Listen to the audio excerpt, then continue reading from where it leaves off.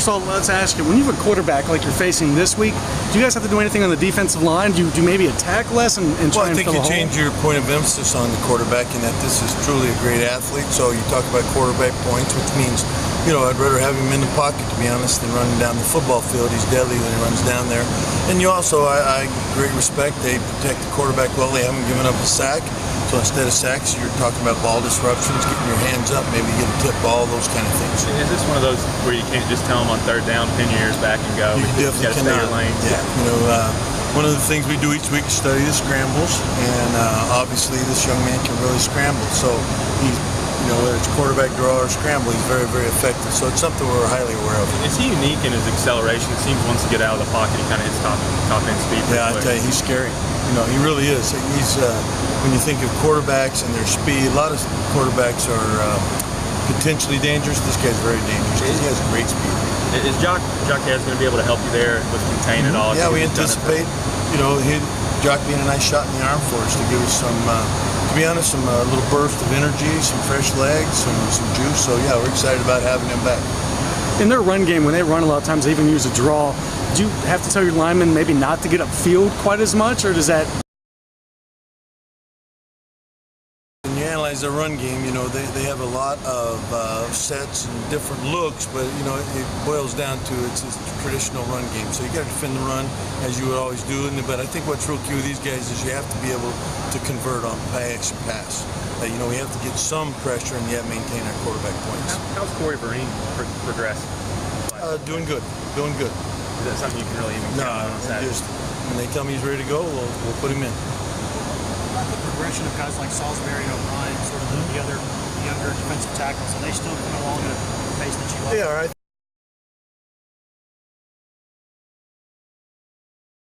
It's good reps there.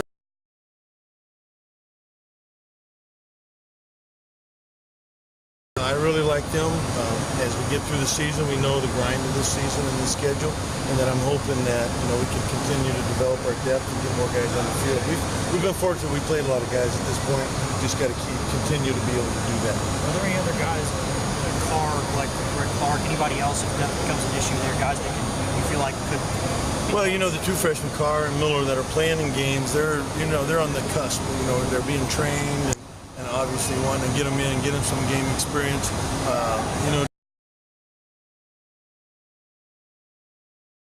What Daniel? He's been the rock for us, to be honest. He has been stable, highly intelligent, giving us great leadership, model of consistency. A lot of the players are still up and down, where Hood is just really consistent. He's kind of the field general. He's a very intelligent young man. We talk in terms of level 2 football, which is ID and back sets, recognize and run pass, all those type things. He's one of the few right now in the process that can do that. Can you talk about Daniel McCullers and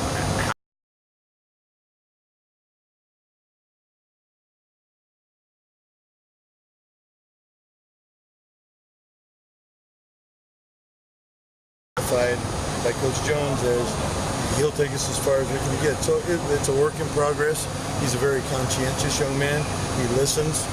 So we're just going to continue to grind away until he gets where we need to be. How much of a rust factor is there with Smith coming back? I'm sorry, one more time. How much of a rust factor is there with Smith coming back? There's a rust factor. I think all these young men, when they come off and they haven't been on the field for a few weeks, they think they're just going to jump out there and it's going to be smooth, and it's not. So he's experienced rust factor. But that's why it was great that we had him early in the week practicing.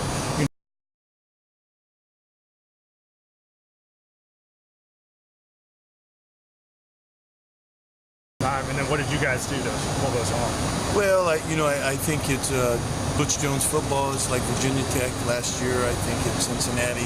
Nobody gave us a chance to win. It goes to the fourth quarter, and it's a thing. You go to the bowl game when I was able to do that. It was the same thing. We were behind, so it's a mental toughness. That it's a winning edge is just to keep grinding. Don't get your head down. What was great about last week's game was they scored right before half. Could have been a momentum swing. I thought our kids in the locker room, nobody.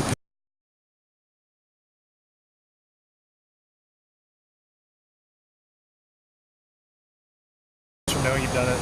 Yeah, I think nobody wants what happened to us to happen before the first half. but it was a great learning experience. And nobody flinched, nobody was panicking. Everybody was just saying, hey, we're in good shape, let's just go out and keep grinding. Coach, I apologize. This Yeah, that's okay. Repeat, but how do you handle substitutions on Saturday? I mean, have you guys been working on anything, or just getting guys For prepared? this coming Saturday? Yeah, just getting guys prepared. Well, play yeah, 6 or I mean, 7 in a this row. team presents a special problem in that they try to go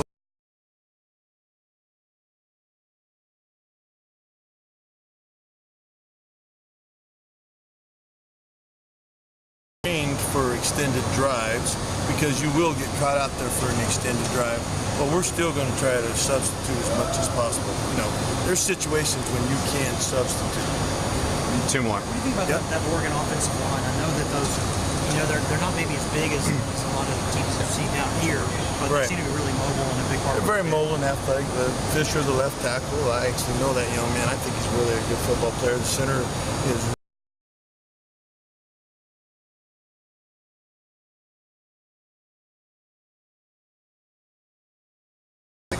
and all the things they're doing, they're pretty good. How unique are they schematically? I know the center pulls a lot for them. I'm not a football expert, but you don't see that very often. Yeah, it's not. I don't think that's earth-shattering. A lot of people do that.